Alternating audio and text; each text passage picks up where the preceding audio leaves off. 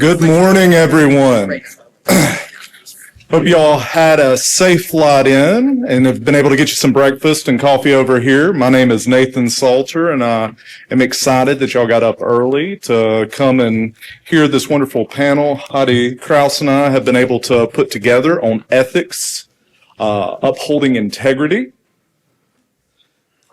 We have no disclosures. And there is the standard disclaimer. So this morning, we're going to be going through, and we're going to kind of do a little bit of back and forth, starting off the Educational Committee. It's going to do a brief update, and then we have a number of panelists that are going to speak on a specific ethical situation, kind of going through the lifespan. We do encourage you to please use the NACFC app. You have the ability to go on there, click on this session, and be able to submit questions for our panel. And then one of the nice things about it is if you see somebody's got a question similar to yours, you can upvote it so it pops up higher in our level. But it also gives us the ability, if we miss questions, because like I said, we've got a packed panel, we can be able to make sure and get it back to them. So just wanted to make sure and encourage y'all there. And I'll invite up Dr. Chris Drescher to give the educational update.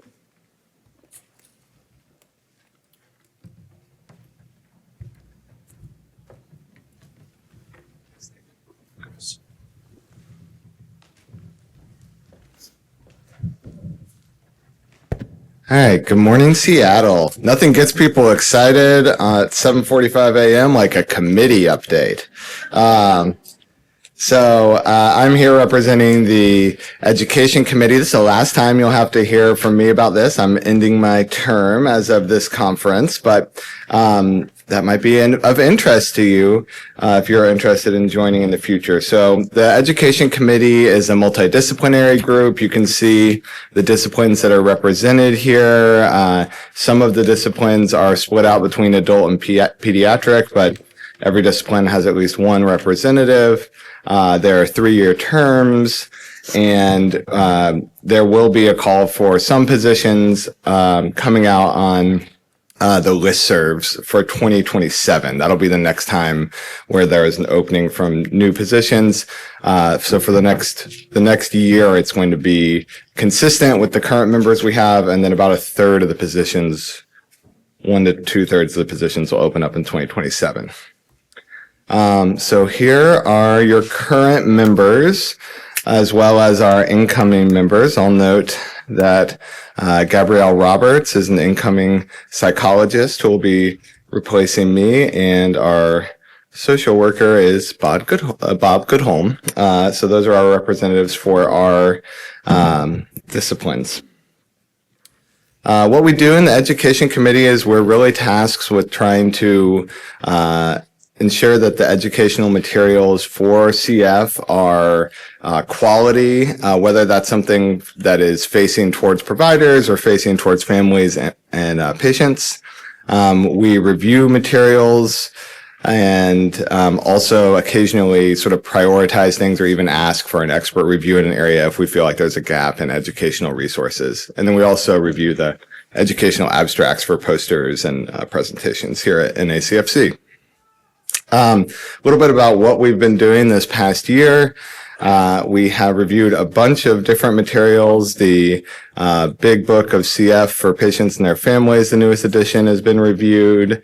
Some birth control and family planning handouts. A guide for physicians to discuss CF ultrasound findings. Updated some of the CF RISE transition modules. Bright Beginnings, which is a great resource for new families with a child with CF. We developed a resource guide to help you if you want to develop a resource, make it applicable for people at all levels of health literacy. So that's a little meta. It's a resource about developing resources. And then we have our resources guide, which is sort of a list of everything that we know of that's currently available in the CF community. And all of these things are available in the my.cff resource library. If you're like, what is the my.cff resource library? Don't feel bad about that. I didn't know a whole lot about it until I got involved in the community. But that is the clearinghouse for all these materials that have been reviewed by the education committee. So you can go to my.cff, log in. The resource library is searchable. It highlights things that are new. It highlights things that are being regularly viewed, kind of like hot topics. And if you ever you're looking for a resource, you're not sure where it is, you're wondering if a resource exists and you can't find it, you can always contact resources at cff.org to get help with that. You can also order hard copies of a number of resources for no cost. So if you go on, again, that resource library, you'll see that tile there for ordering forms, for clinical education forms, and you can order those and have them sent actually to your center. So that's pretty cool. If you want some more branded, flashy, high-quality stuff, you can do that. What you can do if you're interested in this area is submit educational abstracts to NACFC. If you see a material and you say, this is out of date, this is just wrong, this is not a good thing to be sharing with patients, families, or providers, please let us know. We can also either ask for a revision or just remove the resource from the library. You can help us distribute these educational materials that we do have. We are really lucky to have an awesome community that has created so many great resources, so help us get them out. And if you've created a resource, if you have something cool that you'd like to be reviewed and to be pushed out to the community, you can submit them for review again at that resources@cff.org email. And that's all I've got. Thank you.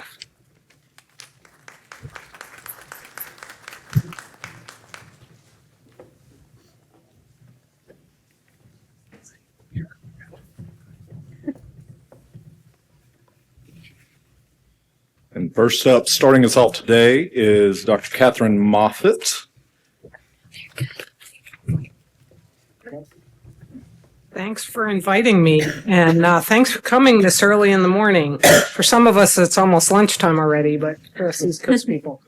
So I have an interest in ethics, and I'm the newly named leader of our ethics at West Virginia University Children's Hospital.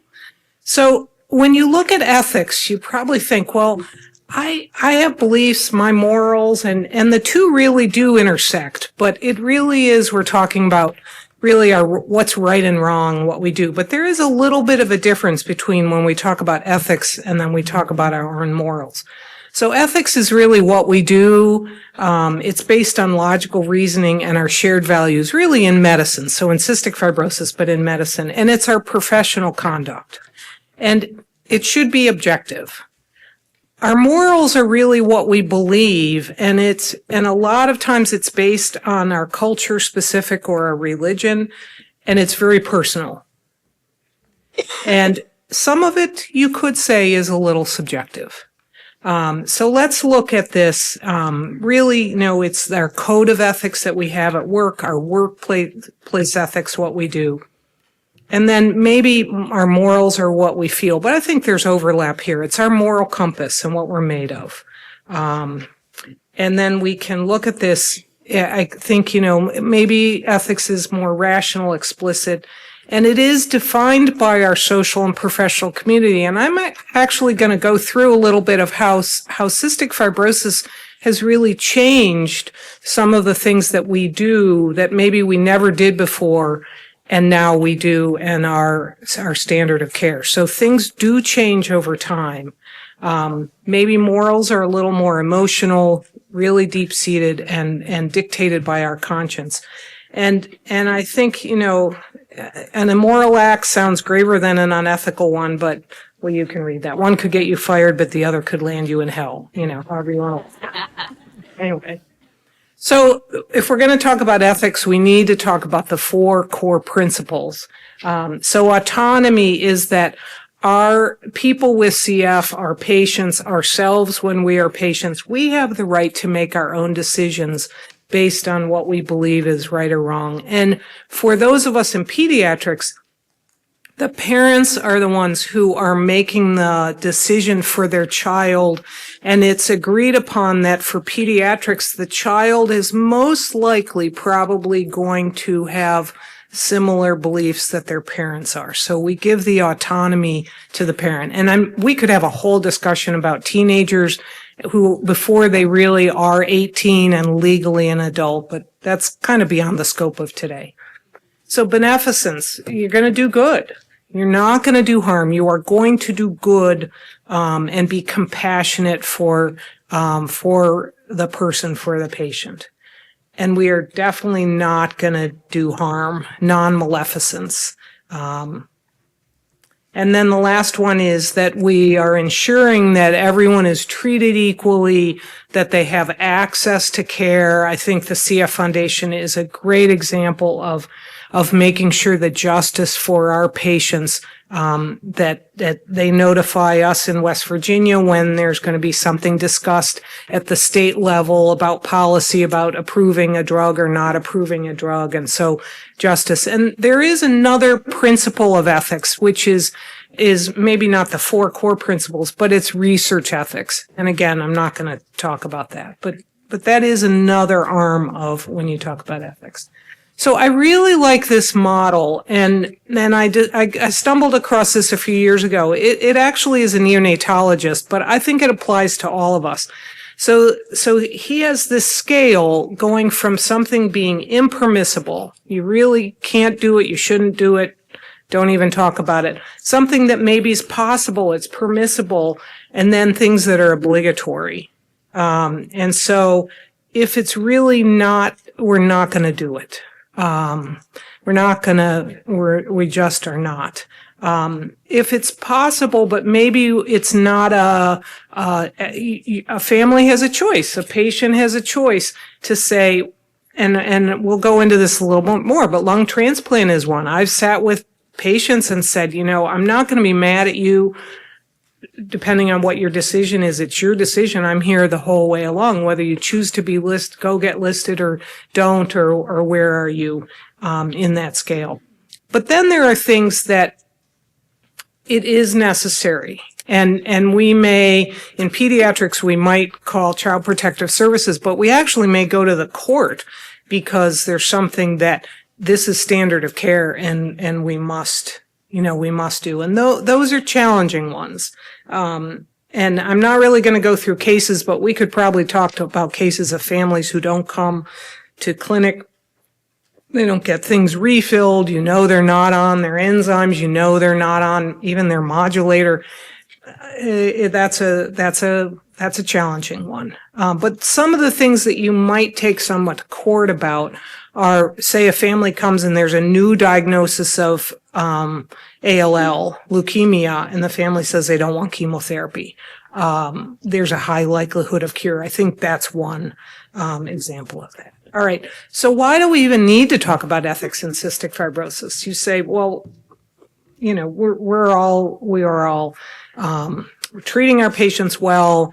We're working toward getting people what they need. Well, I'm going to give you some examples. So I'm old enough that we didn't admit CF patients usually to the ICU. We didn't intubate them. We didn't do ECMO. ECMO is pretty new it's come along.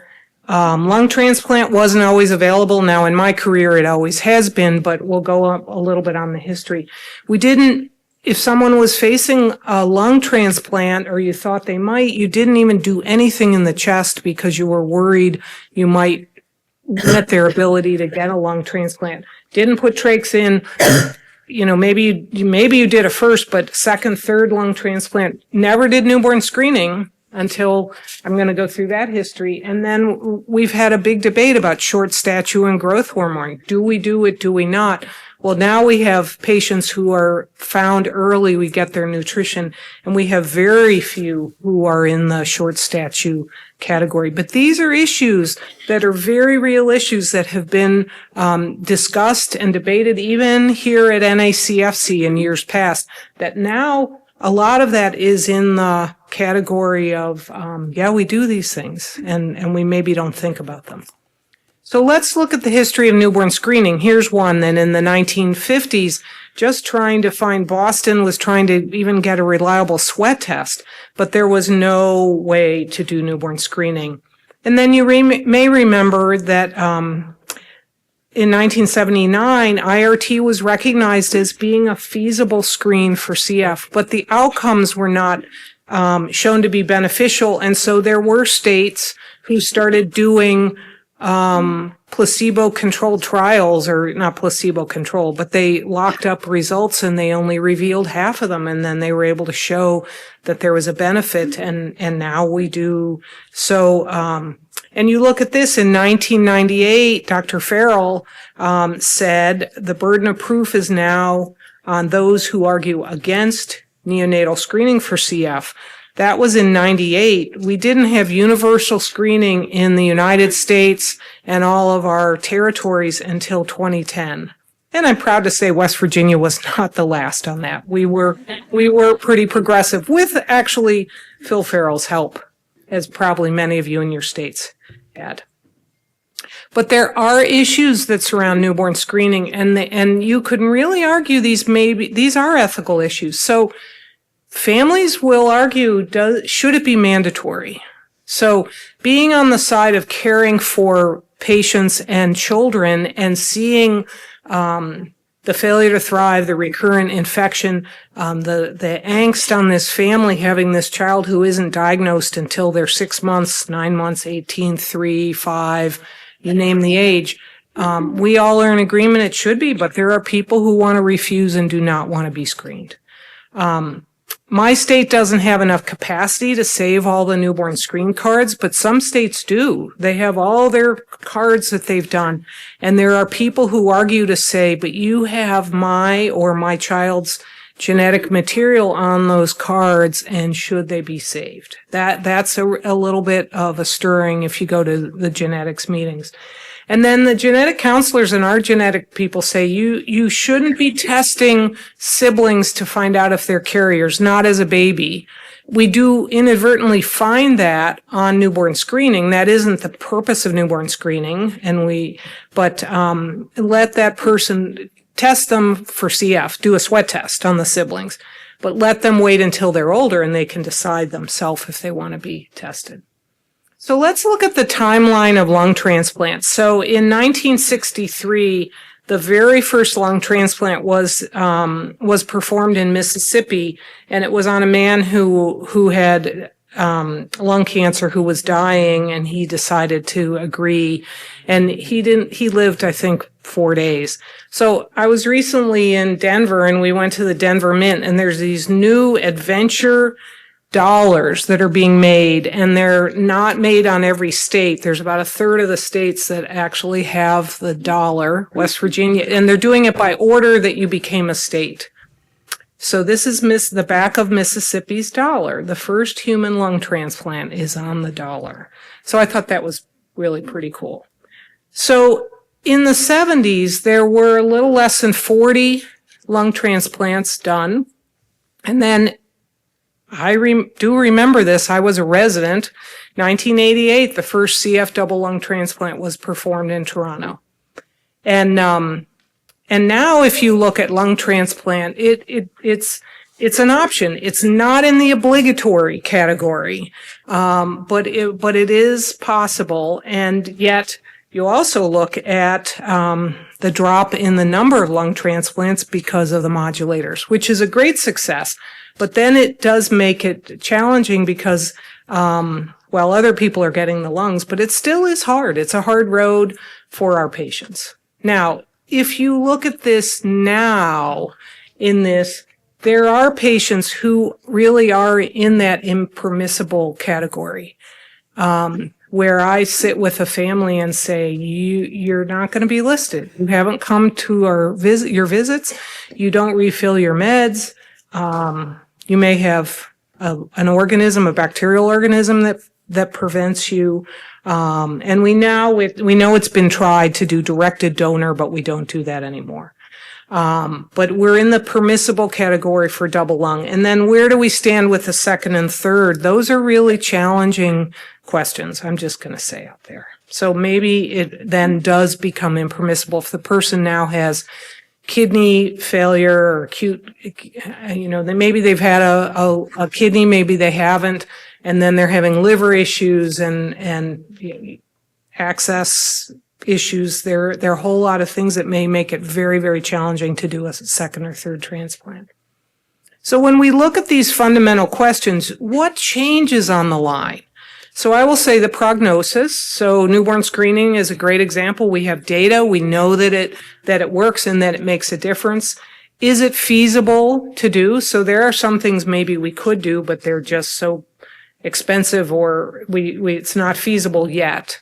And we can talk about rights, because I think for our patients, those who are put on that category know they're not eligible to be listed, they may be very frustrated by that. And then we have changed our attitude, especially toward disability. And I look at what we do now in non-CF patients in terms of intubation as well, tracheostomy, home vents with our developmentally challenged kids. And we do so much better. Look at the trisomy 13 and 18s who we pretty much sent with palliative care and hospice. And now there's evidence about doing heart surgeries and that these kids some of them can have a very good quality of life. And so we've changed how we think about things, and we are going to continue to change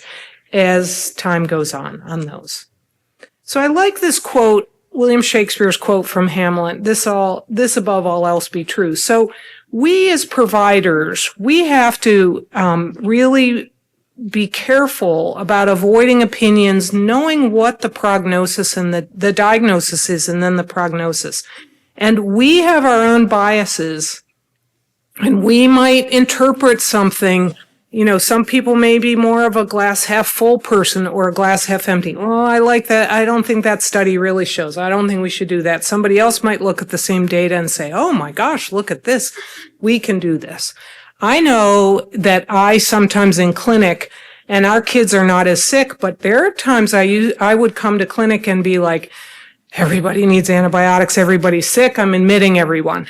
And then there are other times when I come to clinic and I'm like, nope, we're not going to do that. You go home, we'll see you in 2 weeks. I know we can get you through this without admitting you. And so those are my own daily biases. But we really have to be careful that we are looking, and as things change and progress, that we are doing better. Am I running out of time? I'm good. Okay. We have biases, but we have to admit what we know and what we don't know. So we come to these meetings so we can learn what's new, and then we can better ourselves so we can better our care. I look at this quote from Vince Lombardi, football. I'm a big football fan, but he was asked one time, why did he make them run? And he said he didn't like his players getting tired. But the quote that's famous is, fatigue makes cowards of us all. So I've thought about that quote, and in one way you say, yeah, we need to be trained and we need to be better so we don't get tired. On the other way, medicine is really good at saying, oh, I don't care if you're sleep deprived or you're tired, you're going to work that shift, you're going to do longer, harder, more. So we have to really be able to say, I'm tired and I don't really know what we should do with this patient. I need help. I need help from my providers. Or can I honestly say, I really don't know?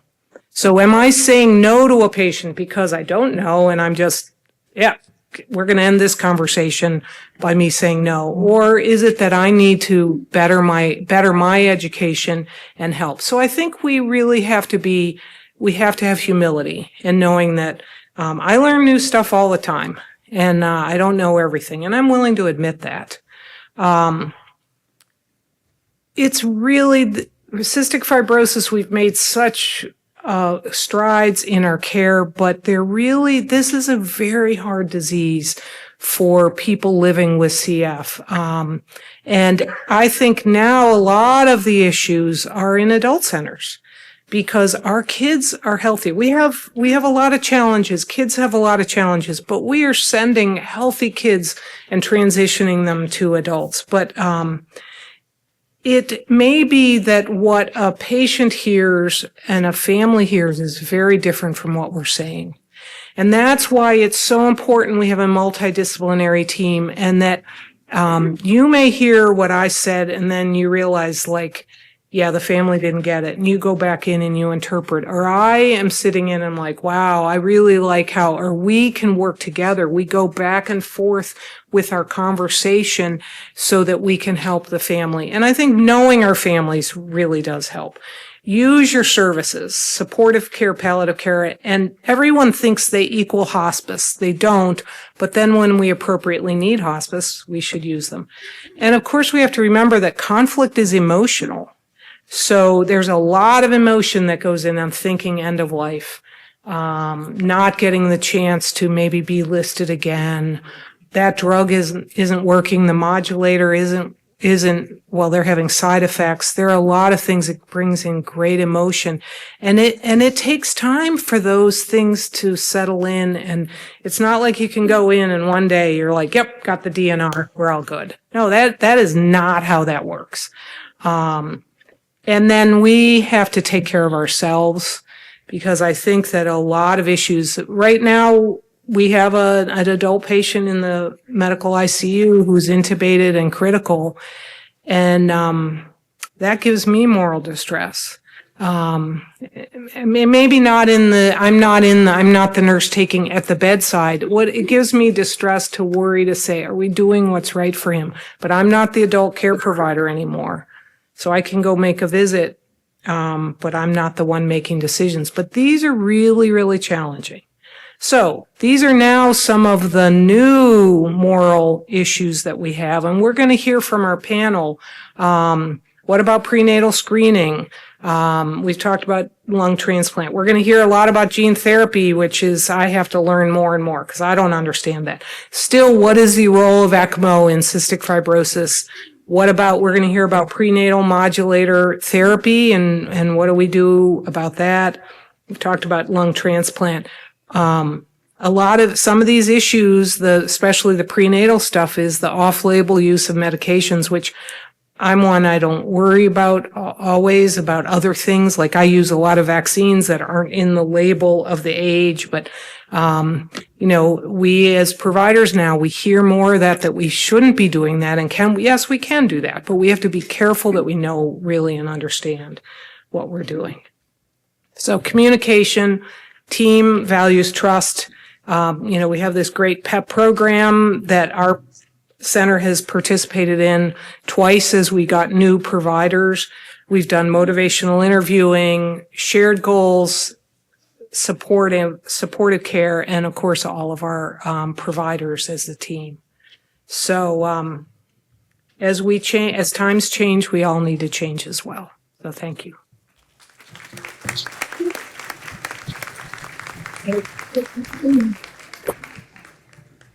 Thank you, Dr. Moffett. And so what we're going to do now is going to shift into each of our ethical discussions. So we wanted to make sure and give a good framing for the ethical discussions we will be having. And so we're going to invite up Dr. Sinke to start us off with prenatal. Thank you, Dr. Sinke.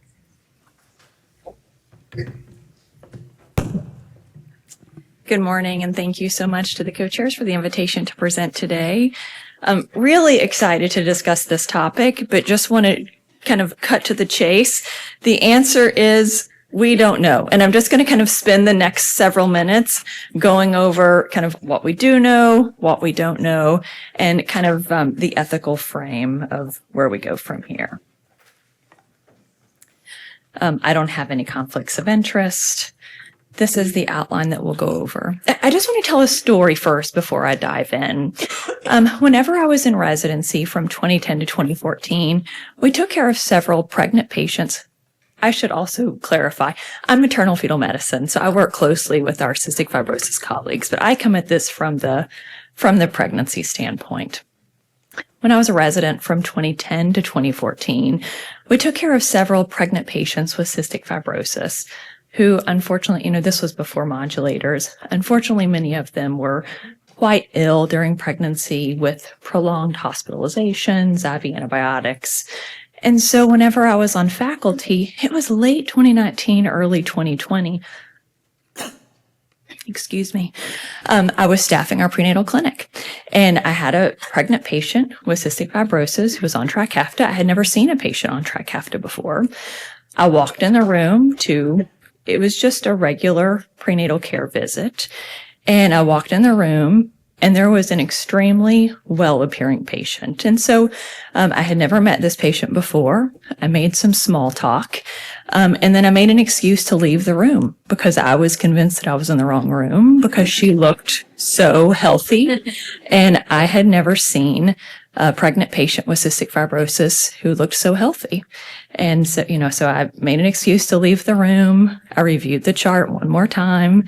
It was the correct patient, and I went back in. But I had never seen any advances in any other field among pregnant patients, where from the time that I was in training to the time that I was on faculty, that with your own eyes, you could see the difference. And it was just incredible. And I apologize for this cough that I have today, but, and so to see something with my own eyes like that, it was really remarkable.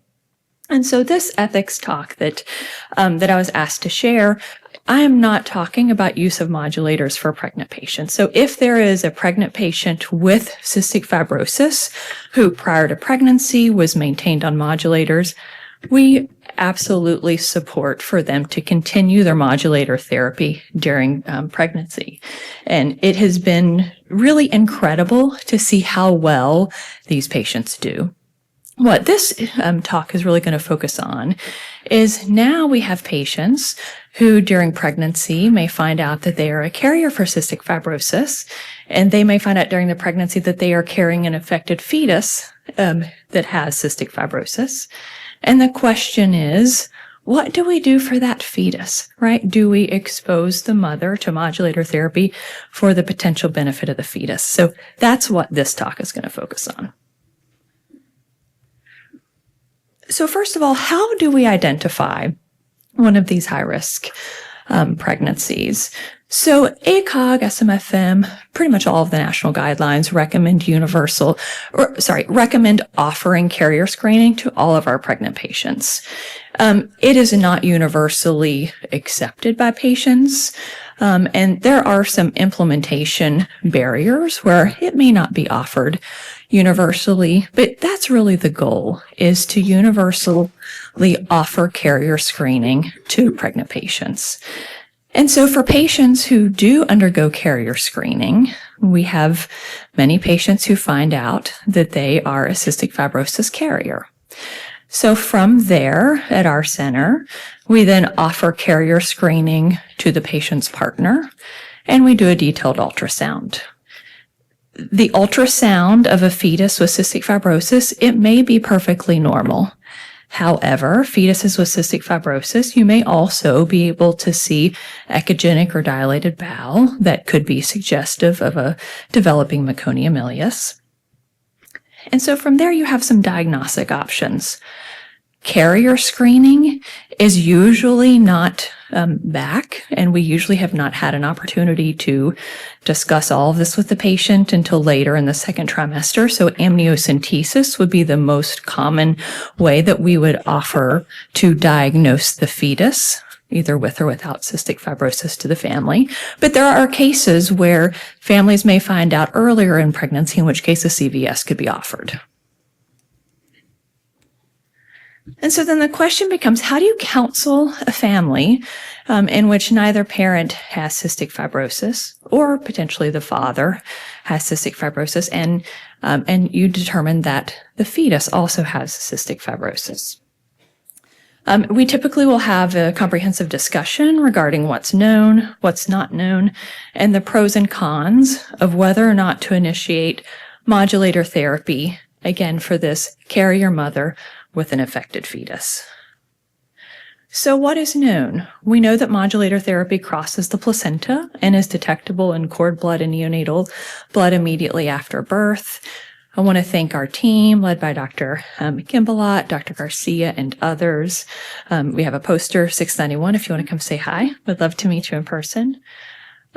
There are some incredible reports of treated meconium ileus, in which a carrier mother has had a fetus with dilated bowel, has taken modulator therapy during her pregnancy with resolution of the dilated bowel, and that has significant implications for the life of the child.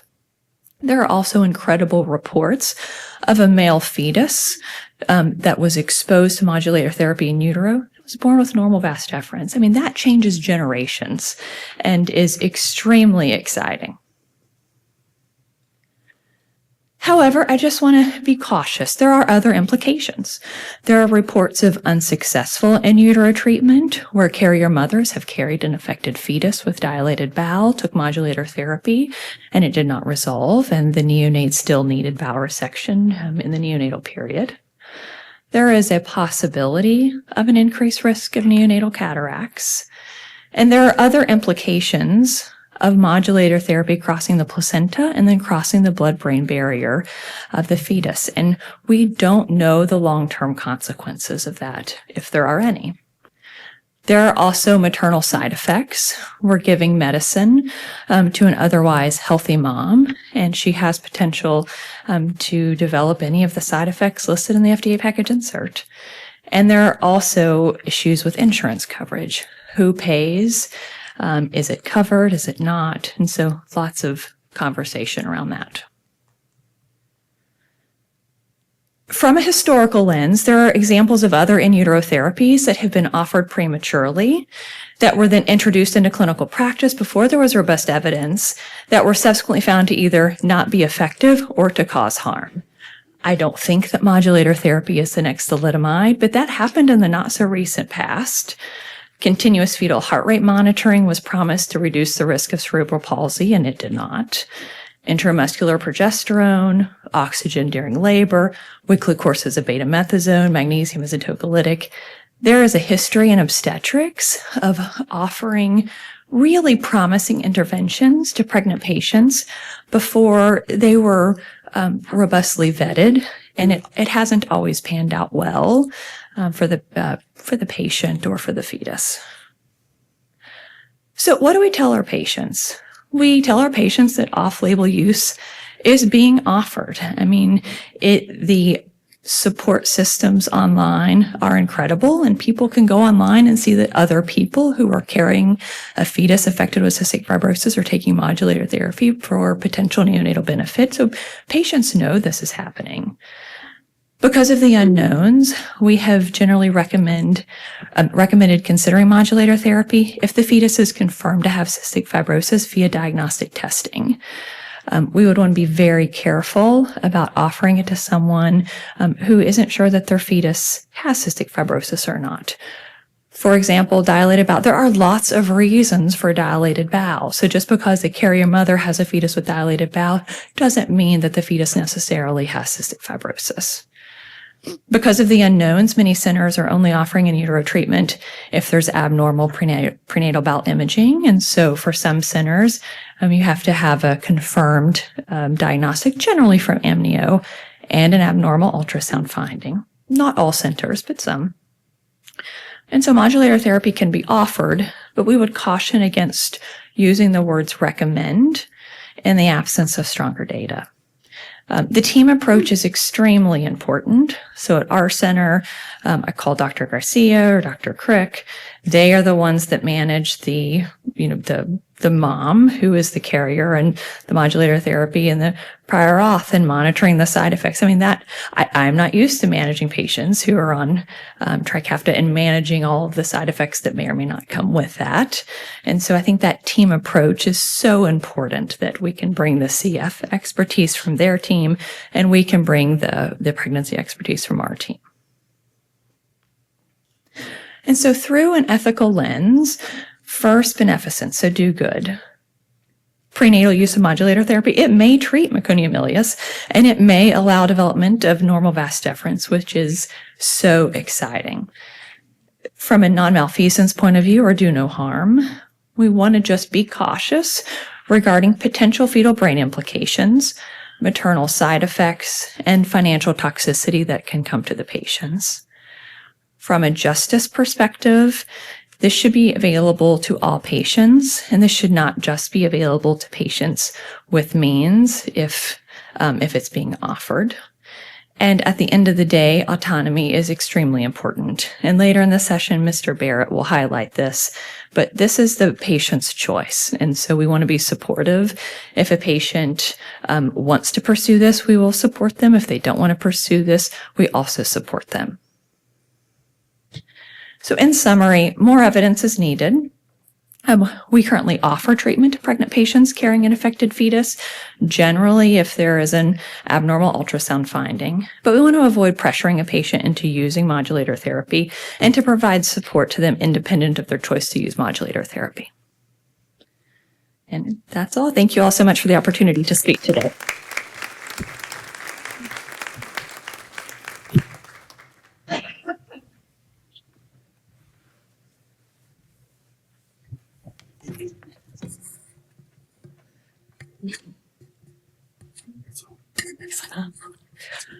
Okay, we want to take some time for some questions.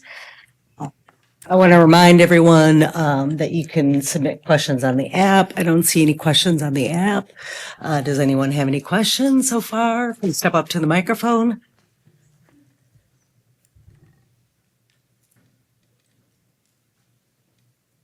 And I have a question. I'll ask you.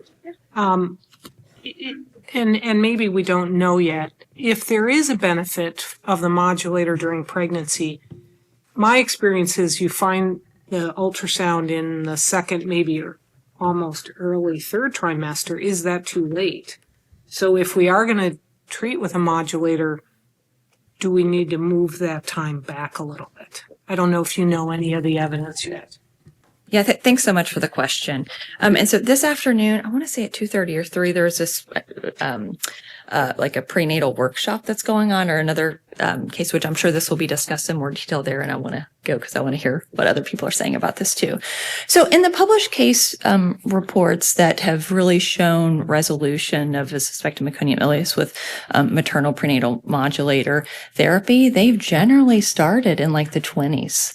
And so, maybe into the 30s, but we usually aren't doing the fetal anatomic surveys until 18 to 22 weeks. And so if we do an amniocentesis, then it's going to be a few weeks probably before we get that back. And so a patient that we recently had, she started at 24 and 4.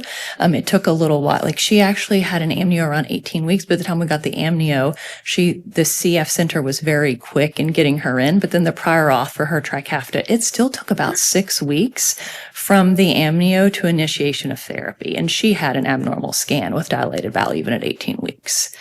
And so the reports that have been published have shown benefit even starting in the mid-20s. What was really interesting about that case was that even though she started early, so that baby's sweat chloride was normal, postnatal genetics confirmed that fetus did have cystic fibrosis. The neonatal sweats were normal, but the first meconium was not normal, but then subsequent stool samples were normal. So, it is interesting because if they would have just screened on the stool, like you were talking about historically, then that was abnormal.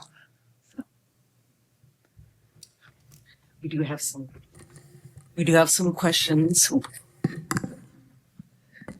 We do have some questions popping up now. Do we know what stage of pregnancy the vas deferens develops, after which point starting modulators would be ineffective? I love that question. I love that question because the small number of case reports, they often don't know that the fetus has cystic fibrosis and have an indication to start modulator therapy until mid-gestation. And so we think of organogenesis happening in the first trimester, but most of these patients are not taking them until the second trimester. And so that I think there aren't many reports of the vas deferens findings. The ones that are available are really generational changing. I would think you might have to dig into the embryology literature and maybe looking at fetuses who were spontaneously aborted to know if there's a vas deferens. I doubt anybody's really done that. But it's a very interesting question that when does it happen?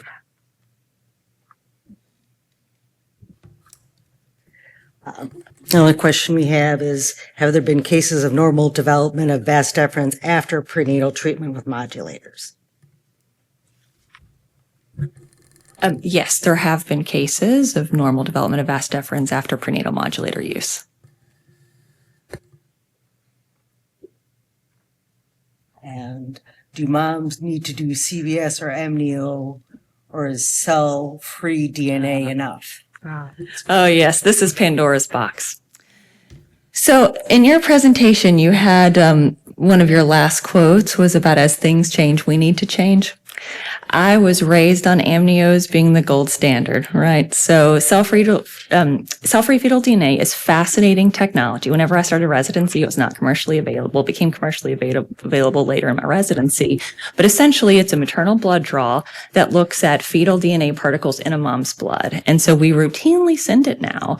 And it generally will show the most common aneuploidies, trisomy 13, 18, and 21. However, you can send it to specific labs.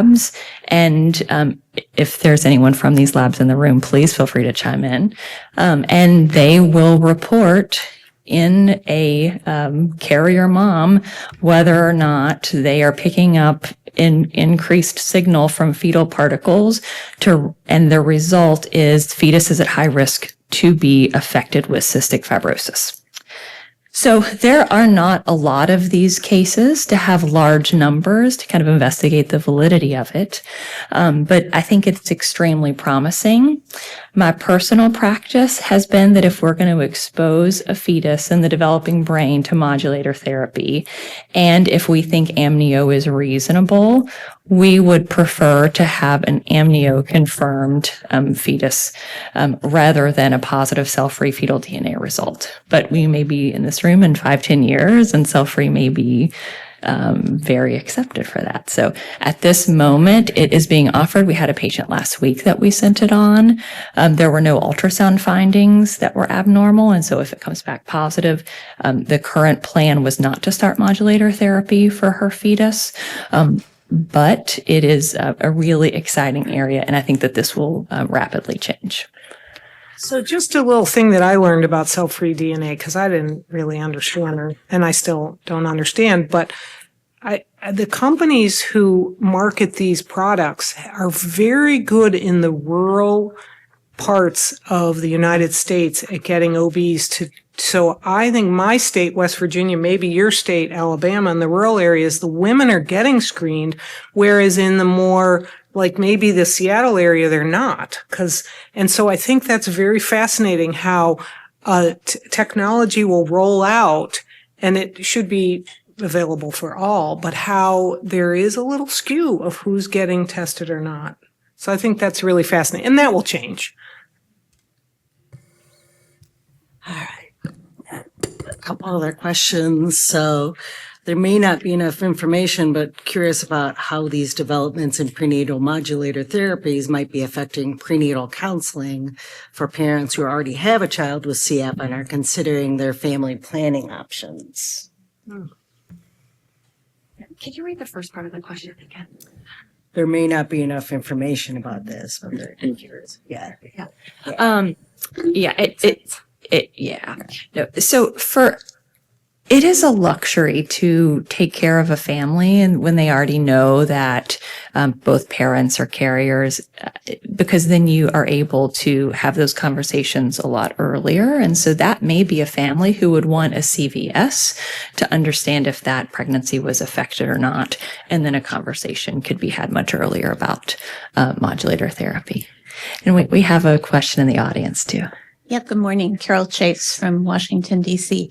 I was just curious, these case reports that we were looking at up here, do you know what class of mutation? So would this modulator therapy sort of be eligible to all across the mutations or just for? Yeah, excellent question. And I will bring the pregnancy piece. I'm not a CF expert on this. So my understanding in working with our CF team is if the beauty of sending the amnio is we can get the genetic diagnosis of the fetus. And so many in the published literature have been 508. We had a P67L that from the database would have been very responsive to ivacaftor, for example. And so I have deferred to the CF team to say, like, this is the mutation, modulator therapy would treat an adult with this. And so then we presume that it would also be beneficial to this fetus. Rachel, could I add to that real quick? Please. So I'm Brian Garcia. I'm at UAB. Here's another ethical dilemma that I thought of when you said that. This is the expert that I call. So thank you. So what if the fetus is going to have an F508 G542X? Okay. But mom's the G542X. So then, we offer it right for other situations, but it's the mom's genetics that are what allow me to get the drug. That's an issue, right? Because now where's the equitability in that? One baby gets it, the other one doesn't. So I think that's a great question. We haven't come across that situation yet. Another question I think is interesting is, what if we start to realize that this helps the lungs? Then it raises, should we just give it to all moms? So it may get more complicated. I don't think a vas deferens is the reason to justify going and starting the medicine yet. But what if we start to realize that, it's going to be tough to get data to support this kind of decision making. So I asked that question because I'm the social worker on the team, and the equitability is also my question. It takes 6 weeks to get this Trikafta for patients we do know the genetics for. And even then, a lot of times letter of medical necessity and so on, depending on what insurance you're working with. So sort of coming back to what you're saying, it becomes this really, it's an insurance driven thing. And then if you're uninsured or underinsured, it becomes an even less equitable situation.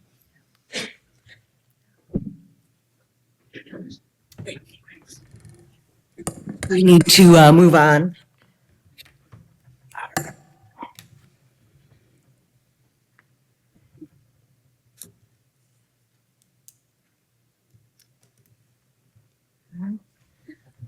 Next we have Dr. Sharma.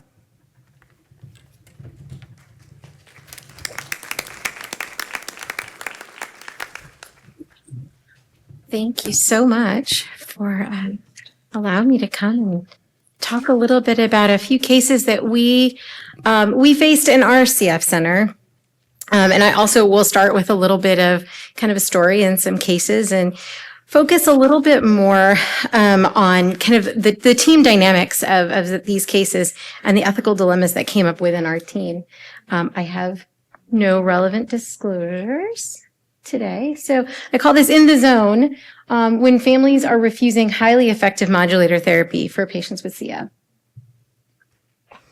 So we're going to talk a little bit about a couple of cases of parents who were refusing Trikafta in particular, so highly effective modulator therapy in eligible pediatric patients. We'll talk a little bit about sort of the ethical dilemmas, and we've heard a lot this morning about kind of the framework of the ethics. So we'll talk a little bit about that.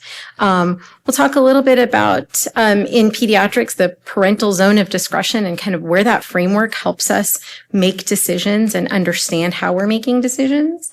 And a little bit about kind of the equity and the consistency in clinical decision making across our spectrum of patients in a clinic.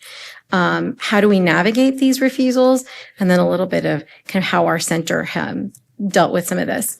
So let me dive right into the cases because these are pretty interesting.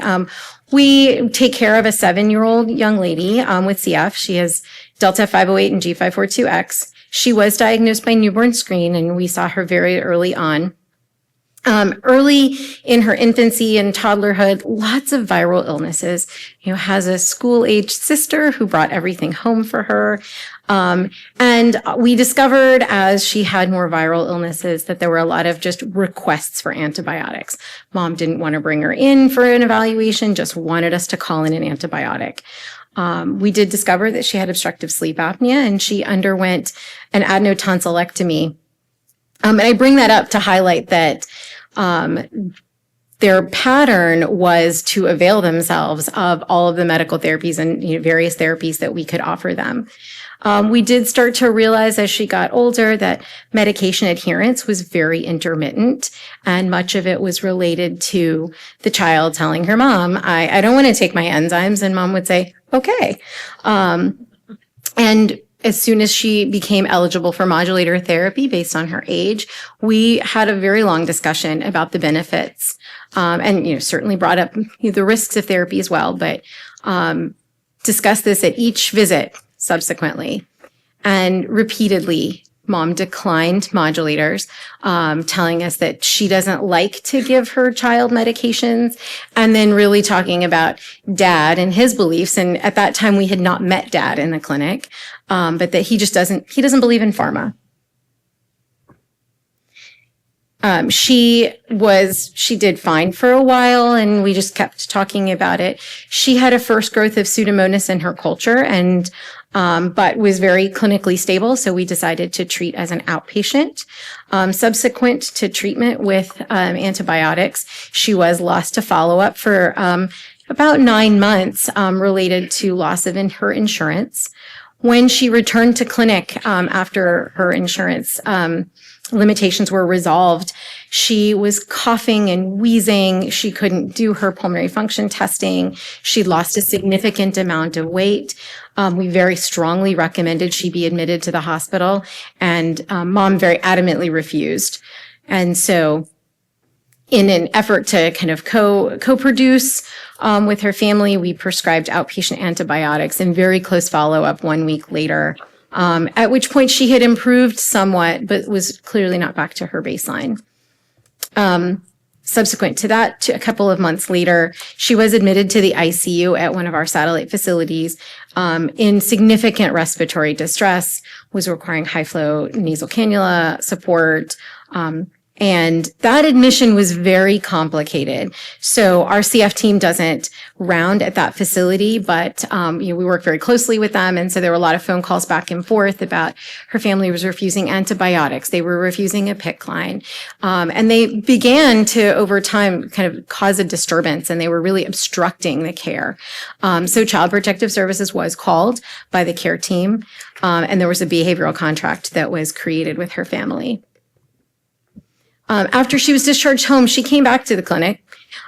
She kind of was struggling with doing pulmonary function testing, mostly behaviorally, like performing the maneuvers of PFTs.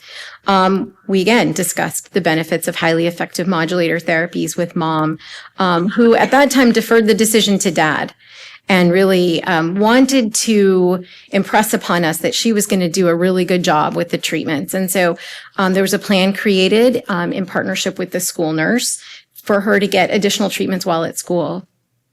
And a few weeks after that, we got a phone call from the school nurse telling us that our patient was short of breath, was coughing a great deal. And the plan had been that mom was going to come to the nurse's office and twice a day and administer treatments there. And the nurse informed us that that was not occurring.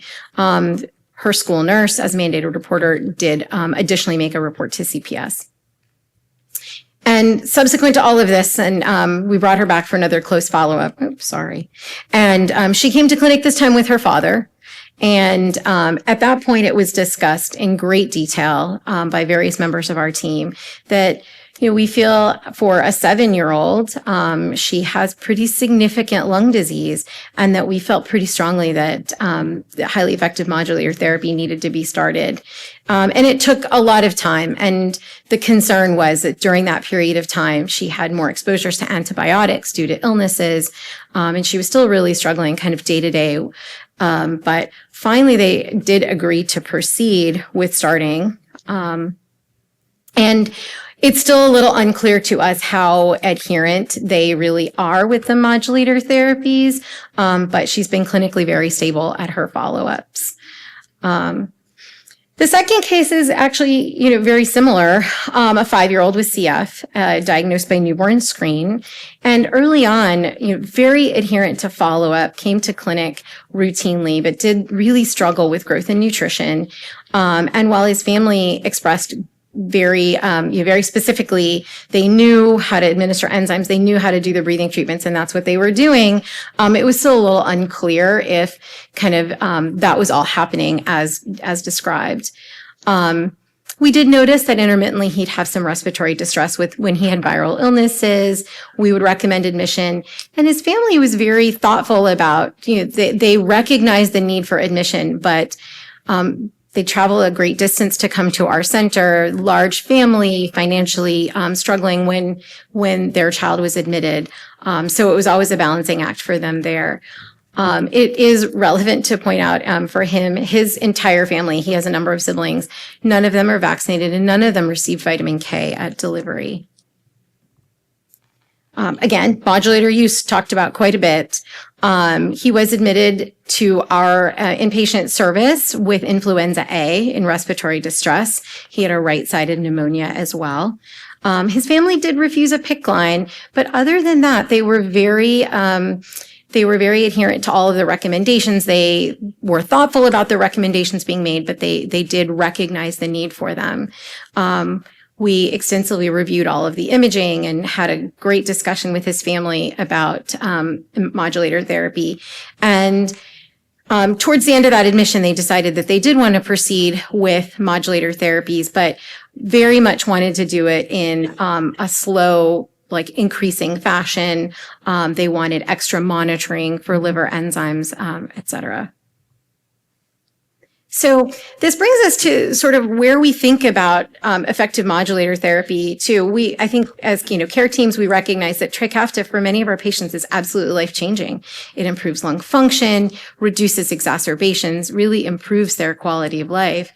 I think we all also recognize that there are, in fact, side effects related to modulator therapies, and we want to balance those. Considered really the standard of care for eligible patients per CF guidelines. There are a number of reasons for family refusal. The things that we've kind of most commonly seen in our patient population is concern for liver toxicity, behavioral side effects. We've had families talk about the additives of medications being a concern. And becoming more and more common is verbalizing this distrust of pharma and distrust of medications. And that tension between, what we see as the medical benefit and the parental choice, it's really a challenge, and it's been a challenge for our care team as well. So in kind of going back to those ethical principles that we've been discussing this morning, we always want to act in the patient's best interest. And I think for us in these cases, we felt very strongly as a care team that starting effective modulator therapy was definitely in the patient's best interest. Our goal was to avoid harm and to protect and preserve lung function, improve growth and nutrition. But at the same time, we're really trying to balance the respect for autonomy. We all realize that, in pediatrics that the parents are the decision makers for their minor children. And our goal is always to recognize that they're making decisions, or we hope that they're making decisions in the best interest of their children. And I think one of the things that was very challenging for our team as well, and as we think about these cases in particular, was justice, equity in how we respond to refusals. Certainly there's more than 2 patients in our center who have declined starting modulator therapies. And why is it different for some patients versus others? And that's a discussion that we have amongst our care team quite often. And then also maintaining the trust in the clinician and family relationship. In particular, it's been a discussion where if we really feel strongly and we perhaps involve others in making the decision or enforcing a decision on families, we're really eroding that relationship. And then where do we go from there in terms of care for this patient? And so one of the things that we've talked about as a care team is that we really, as a medical team, try to balance and place the patient's well-being at the center of our care, right? That's why we have clinic. That's why we do what we do. And balancing, doing no harm, but also providing good care. And again, respecting the patient and family's autonomy, the equity and justice. And then our own kind of professional integrity and advocacy, right? How do we involve all of the multidisciplinary support within our decision-making for patients in these cases? So I want to touch on a little bit about what we discussed as a care team was, where do decisions that parents make fall in a spectrum, right? We all have faced medication refusals or adherence difficulties and recognize that there are decisions that families are going to make for their children that we don't necessarily agree with or that we don't feel are medically what's best. But it falls within a zone where there is no concern for imminent harm to the patient. And so those are things that we work with those and allow that autonomy. There are definitely decisions that fall well outside that zone where there's significant but preventable harm. And those are the instances where we feel obligated to intervene. But the big question is, where does refusal of highly effective modulator therapies, where does it fall in that zone of parental discretion? And our dilemma as a care team, with some families, we're saying, we respect your choice. We know that your child would likely benefit from modulator therapy, but this is not something that you want to partake in, and we recognize that. And then for others, we're saying we really want to compel you to start this medication for your child. And why is there a difference?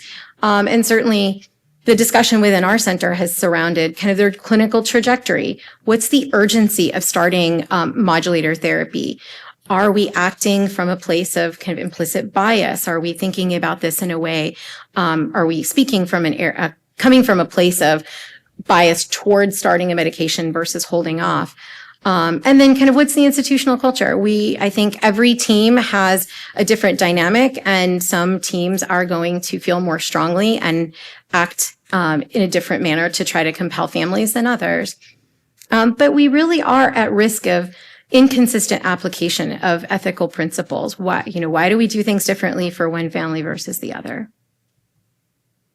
And so the question that was central to our decision-making in this was, when is it justified to push harder and to really encourage families more strongly or reach out to CPS and things like that? Well, one of the thoughts that we've discussed is when the severity, and this goes back to the zone of parental discretion, when the severity and imminence of harm without this treatment is present. What is the effectiveness and safety profile of therapy? And are there ways to enhance the safety profile while mitigating risks? What are the alternatives that are present for this therapy in specifically? And what is the family's rationale for it? Are they expressing concern that their older child started a modulator and had significant liver injury? Are they speaking out of concern for their child's mental health? Or is it really just that they don't want to take the time to administer a medication, or they have mistrust in medication in general? And then trying to take into account the child's own voice. And certainly that's dependent on age and kind of their ability to voice their assent or dissent. And what are sort of what are the risks of being inconsistent? Well, certainly inequity in how we treat our patients, erosion of trust. Why is it that they don't have to, you didn't call CPS on that family to make them start a modulator? Why is that coming up for my child? There's significant moral distress within the clinicians and the team members. And I think particularly with these cases in our center. And these cases actually happened in a very similar time frame, sort of back to back. And it brought up a lot of discussion and a lot of distress about how we were treating our patients. And it highlights implicit bias and really works to talk about our team's integrity. And very briefly, there are lots of different strategies for navigating refusals, but really communication, which I think has been highlighted in presentations before me, are really important, balancing risk and benefit discussion and involving the whole team. We did actually look to our ethics consult service for one of the cases, and in particular, I think that's beneficial for high conflict cases. Very briefly, our take-home points that the zone of parental discretion helps frame kind of the ethical tolerability of how we proceed. And that line very much shifts with the severity and prognosis of what we're treating, but also the effectiveness of the therapy. Okay. So I will leave it at that, and I'd be happy to take any questions that come up.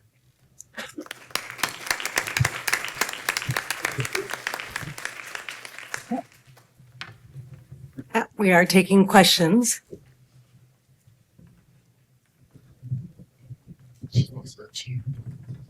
That's okay. You don't have to take the mic. I can talk loud. Well, no. For our folks that they. Oh.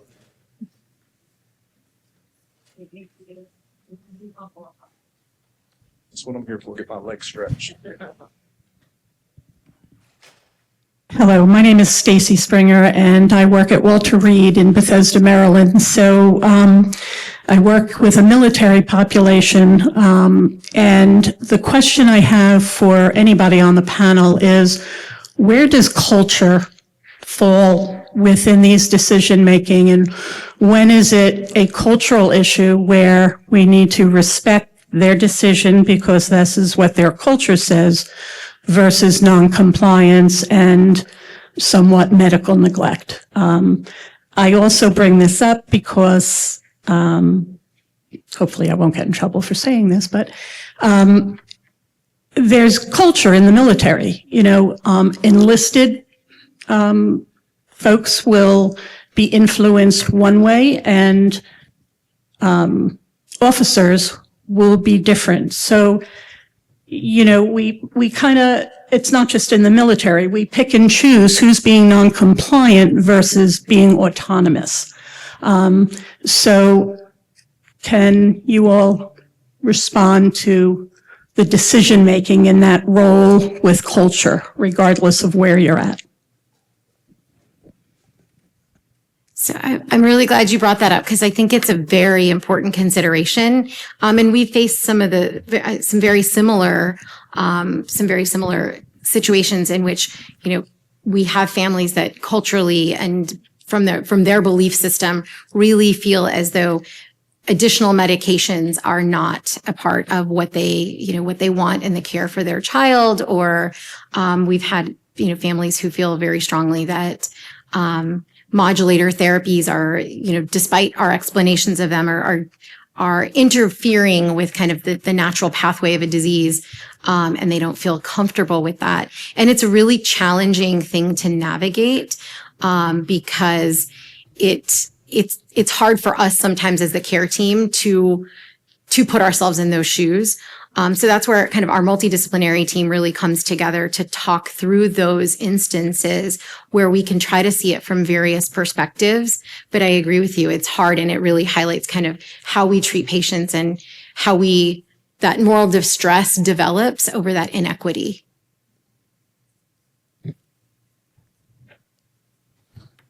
Anyone else?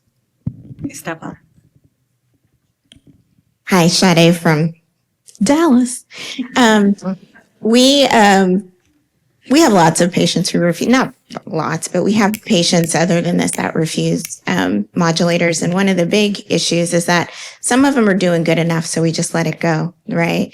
And I wonder sometimes where that bias actually kind of plays a role in our desire to encourage them to do it. Same thing actually with like the flu vaccine. Mm-hmm. Sometimes I'm like, I am going to really fight for this kid to get a flu vaccine. And sometimes I'm like, not worth it today. And so where do we balance our biases, wherever they lie, with with like just knowing that this could transform a patient's life. And I've had like one or two where I'm like, I'm going to get you to get this modulator on board, and, you know, have been successful and really happy about that. But, you know, there's been several who have been, I'm not going to fight the battle. Does that make sense? Yeah, I think we all have faced those even before modulators. I mean, trying to get somebody to start Pulmozyme, or actually it's the same family, wouldn't do Pulmozyme then, wouldn't do Toby when she had chronic Pseudomonas, and then wouldn't take a modulator when they came along. And then I remember being at a walk and seeing this adult patient who I hadn't cared for, and I almost grabbed her. I didn't grab her, but you know, and her mother was there, and I said, "What are you waiting for?" And actually, she then went on the modulator. But so I don't know. I've struggled with trying to understand that, and I think some of it is just then maybe the trust that we have over time, and that they know that I think, you know, you can take some analogies with the vaccine hesitancy. It's being heard. And, you know, a lot of it is they have a relationship. They wouldn't come. Well, maybe CPS is forcing them to come, but usually they won't come see us unless, I mean, there is a trust there. So you have to keep that. But then it's being heard. And it goes on and on. But I think the bias is there. I think when we recognize that we have a bias, and I use that analogy of I treat some days and I don't treat other days depending on my mood, but right, fighting the vaccine. I won't fight over the COVID vaccine anymore. I'm an ID person, actually, is my background. I will not fight over the COVID vaccine. And I've been harmed by being yelled at. Flu, I will still fight for. The modulators I'll fight for. So I think that's why we need to discuss these things, and then we have a team to support. And sometimes our strategy is we have somebody see a different care provider. We just did this and I think we think differently, and we want our families then we're not a huge big center. So you know who the providers are. So if you're sick, you're going to see me, even though you don't usually see me. But we then maybe we can frame it in another way. We just can't give up. It's hard. Yeah. We have one more question. So we had a patient who was African American who felt like she would be a guinea pig when taking Trikafta due to most studies not including a person of color in research. Eventually, she did start the modulator when her health declined, but would love your thoughts on how to acknowledge and validate feelings and yet not push the patient outside of their comfort while also providing best practice care. Great question. That is a great question. And that comes back to also, I think, exactly what you just said, which is the listening piece of it. And it sometimes is a really slow process. And I think you brought up a lot of great points, which is it sometimes takes multiple people on the team. So we're very lucky. We're a pretty large team. And actually one of the cases was once I stepped away from that case and that patient was scheduled with a different provider, that was, I think, when the light bulb went off, and perhaps their approach was different as well and was better. So I think that's where we've tried to navigate that by having various people on our team meet with them and really reflecting on that very good point that is true. And we understand that. I think coming to these meetings and hearing that the CF Foundation has recognized that the 10 to 15% who are just not modulator eligible based on their genetics, it is actually people of color. And so coming back and talking to patients about what we learn at these meetings, I think sometimes on a very personal level helps them to see, you know, that maybe they can bring up what their concern is. But if we're talking about these concerns and acknowledging them, and I think that's good. I'll argue to say that you had primed that patient already, and then getting a second opinion was what they needed to hear. Yeah. I think so. And we're close to a big CF center. And I always tell my patients, if you want to go somewhere else, you just have to go to an accredited center. They'll come back and they go, well, they said the same thing she said. I'm like, okay. So I think that's what happened. All right. Great. Let's move on to our next panelist. Come on up. Next, we have our community speaker, Andrew Barrett.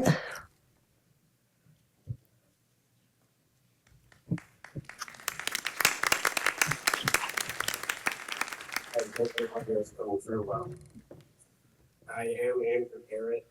I am the patient partner at UAP in Birmingham, Alabama, and 36-year-old person with CF. So how do we navigate difficult discussions between patients and their care team? It starts with trust, and this is built by fostering communication and relationship. This takes time and unfortunately is challenging with today's patient load. However, it is a worthwhile endeavor that can lead to better patient outcomes. Trust is reciprocal. A good way to get trust is to give it. Valuing the patient's perspective encourages active patient involvement. And when I refer to the patient, I'm also referring to their caretaker or family member, for those in pediatrics. Taking a genuine interest in the patient's desires and goals encourages the patient to become more involved in their care. I would ask, are we seeking their opinion because we genuinely want to know it? Or are we checking a box that that's something that we ought to do? Establishing shared measures of success. Your care plan may seem self-evident, but it may not be clear to your patient and their family. Discuss the desired outcome for each component of the care plan. This fosters open communication and increases buy-in from patients and their families. It's far easier to do something you don't like when you understand the positive outcome that it could create. For example, airway clearance, exercise, nebulized therapy. Empower patients to participate in their care. Find out what is important to your patient.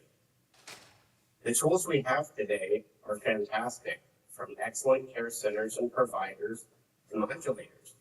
We have the tools to help patients live longer, healthier lives. But the missing ingredient is patient involvement. The patient and their family has to execute the care plan for it all to work. Shared goals can optimize the execution of the plan by integrating patient goals with the care team's goals.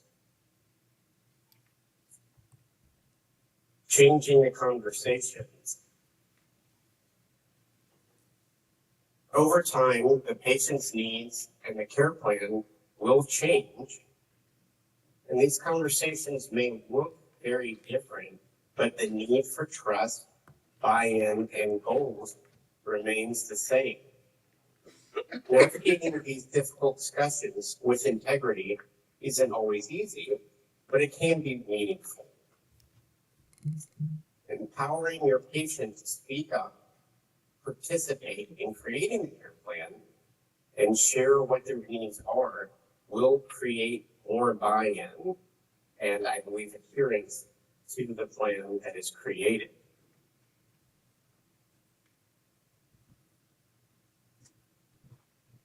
An example of a difficult discussion from my own life was from 2019.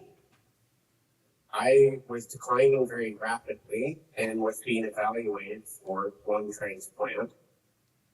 The transplant team wanted to activate me and was concerned with the risk of delay, and the CF team believed that ETI would soon be approved and recommended waiting. That was obviously very challenging, hearing from medical experts who had valid reasons for their recommendations. But those conversations were easier to navigate because trust had been established between those care teams.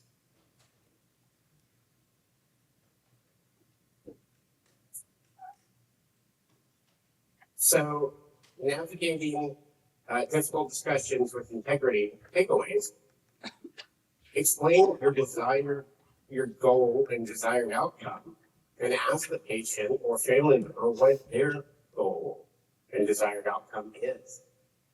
See if they align or if adjustments should be made. Once the patient or family member verbalizes goals, you can refer back to them, especially if they aren't being upheld. We tend to listen to our own voice more than others.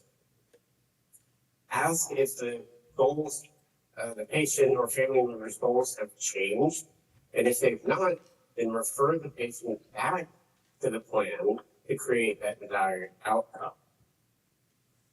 Thank you so much for letting me speak. I hope this was beneficial to the discussion.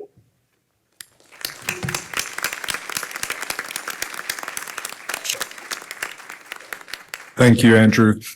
Any other questions from the audience for any of our panelists or questions from our panelists? So I have a question for Andrew. Thank you for sharing that. Maybe this is too personal, but how did it end up? Are you on a modulator and no lung transplant, or did you get a double lung transplant? No, I'm on modulators. We cut it pretty close, but I made the decision that I couldn't be this close and not try it. So I said to transplant, I'm willing to take that risk. I'm going to wait for the modulator, and it stabilized me. I'm 6 years out and still not transplanted. And so for me, that I think decision was justified, but they had a lot of reason for the belief that they shared in those risk profiles. And without the trust that had been established, I think those discussions would have been even more challenging. And so I'm grateful for the communication and trust that have been established over many years. I think your situation is a great example of that, and thank you very much for sharing. There's one other question that kind of popped up. I think we talked about this a little bit with the neonatal modulator use, but elaborating a bit on how to navigate insurance and payment support for Trikafta when the patient does not have CF, but carrying a child that does have CF. Can I actually ping Dr. Garcia for this? I mean, his team does all of this work. And so this is they work very hard on this. Andrew, great talk, man. Great to see you today. Okay, so how do we get Trikafta for moms who are pregnant carriers? Should I really say? It's kind of like a little bit. So, yeah, because they don't have any issues, right? Like they have no issues. You're putting them on a medicine. They have no issues, but they have a mutation. So I have a large clinic of individuals who have one CFTR mutation and a mildly elevated sweat. I also run our mycobacterial center at UAB, and I've put several of them on Trikafta over the years and was really amazed by how much better they get. And so then, and there also were a handful of individuals that pre-existed me who were followed by Steve Rowe and Marty Solomon, and they were carriers technically, which is a even more interesting concept. So they had been started on modulators, and I saw how much they improved. So I started getting these medicines for these individuals by putting in for so the FDA has approved the drug for anyone with cystic fibrosis who has one eligible mutation. And I think the question is, what is cystic fibrosis? And I graduated medical school in 2012, and I was taught that you need to have 2 genetic mutations, you need to have an elevated sweat, and when you go to medical school now, they're probably still being taught that. But if you look at carriers in their 60s and in their 70s, a subset of them is going to start to exhibit phenotype of CF disease. Not all of them, but a small subset. And when you genetic test them and you see, well, this person's got terrible MAC disease and they have terrible bronchiectasis and they have an F508, I think that the criteria that exist right now for what is cystic fibrosis is wrong. And that it's a combination of maybe just one mutation, but you have to have phenotype. If you're a carrier and you have no issues, that's obviously not cystic fibrosis. So we call that CFTR dysfunction syndrome. Okay. In the ICD-10 code, there's no such thing as CFTR dysfunction syndrome. And when you submit this to the insurance company, you have to give an ICD-10 code. So there is an ICD-10 code for something called atypical cystic fibrosis. I don't think that exists either. Okay. I think it's all CF. It's just this huge spectrum that we're beginning to understand. So we put in, and oh, here's the kicker. Cystic fibrosis and atypical cystic fibrosis, whatever that is the same ICD-10 code. So you give them the one mutation, you put in atypical cystic fibrosis, and then Blue Cross Blue Shield approves the drug. So should I say this? Because they might figure it out now. This is an expensive drug. So that's how I get it. And I think we probably have about 60 patients at UAB who are on this, who are carriers. Some of them have normal sweats, but I've also seen people with 2 mutations who have normal sweats. So do they not have cystic fibrosis then? I've also seen people who have, and I don't think this is the case, but I have a handful of people with no mutations, and I've done del-dup sequencing on them, and they have a sweat of 90.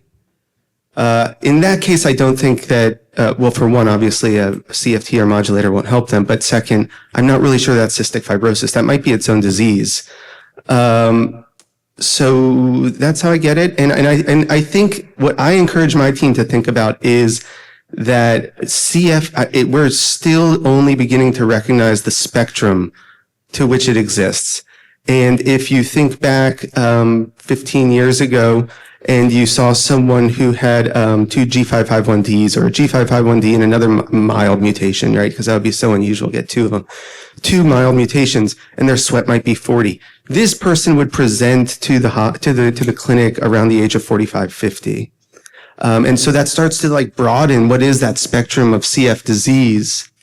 And so it's my personal take right now that someday we will say, actually, if you have one mutation, maybe even with a normal sweat, but you have phenotype, that's cystic fibrosis, but you're lucky because it's mild CF.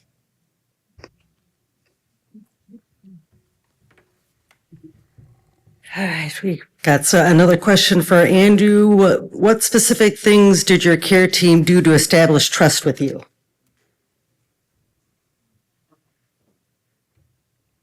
I would say for me, one of the primary was the time in conversations we had. I am a frequent admit. I was prior to ETI, and I still am. And so there's been lots of opportunities, inpatient and outpatient, for communication. But I think taking a genuine interest in your patient is, patients can feel that, and their family members can feel that if you genuinely are interested in their perspective. And I've always been very forward, and I believe in my own participation. So that may have helped, but I think genuinely taking an interest, being willing to take a little bit more time to communicate, and establish that trust. It really is reciprocal. If you want to get trust, you have to give it, and you have to be trustworthy. And I believe that the care team at UAB is trustworthy, and I can feel that.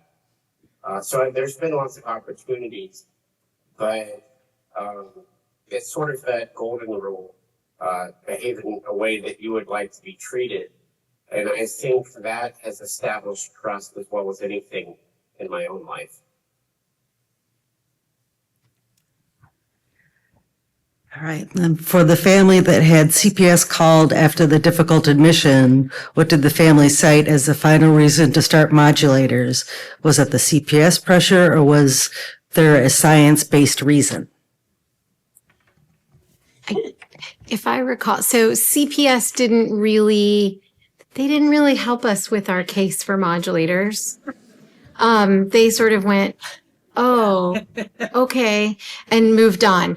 So I really think it was the time that was spent showing, walking through CT scans and looking at lung function and talking about what our experience and what might bring.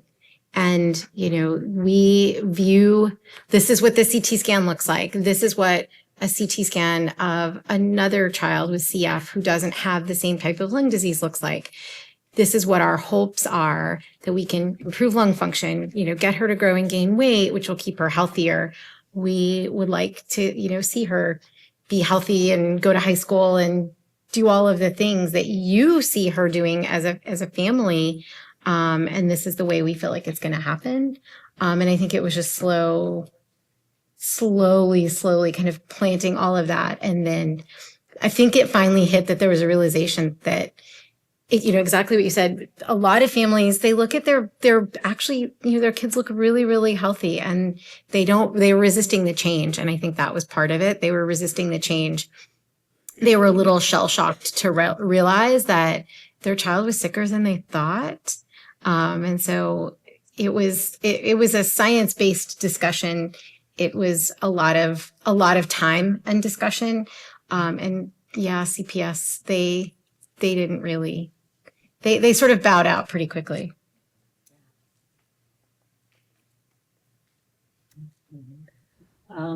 We have about 4 more minutes. Any additional questions, concerns? We have a little more time. Hey, can I interject on change and when you experience resistance to change from patients and their family members? Absolutely. So when a patient is stable, change represents threat.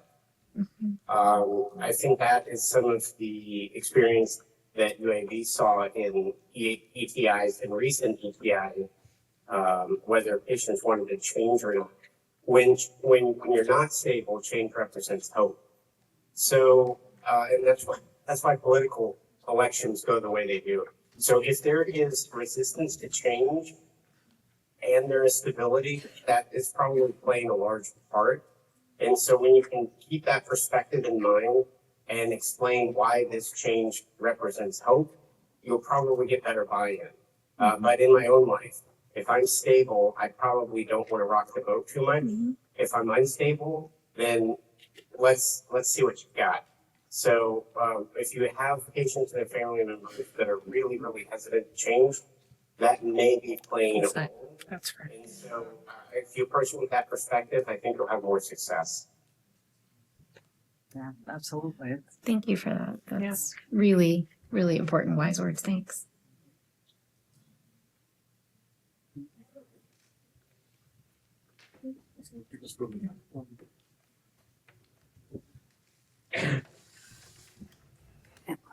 One more question. Was the 7-year-old ever asked if his thoughts on modulator or medications since she wasn't feeling well?